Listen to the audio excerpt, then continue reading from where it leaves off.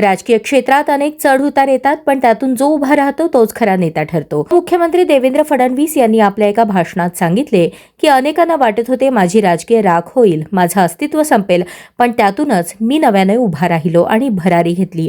हे वाक्य केवळ त्यांचा आत्मविश्वास नाही, तर संघर्षातून यशाकडे वाटचाल करण्याचा संदेश आहे.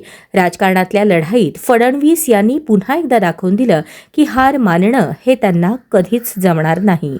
म्हणजे तुम्ही फिनिक्स नाव दिलं तर म्हणजे मी काही राखेतनं उभा झालो नाही, पण अनेक वेळा लोकांना असं वाटलं की माझी राख होते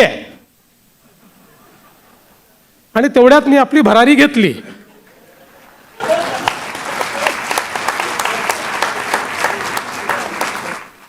तर ही का घेऊ शकलो? कारण जेव्हा जेव्हा राखेचा क्षण आला त्यावेळी त्याला सकारात्मकतेनं पुढे गेलो. आव्हानांपासून कधी पळालो नाही, टोकाचं राजकारण केलं नाही. आणि म्हणूनच मला असं वाटतं की या सगळ्या विपरीत परिस्थितीतनं एक एक पाऊल मी पुढे जात गेलो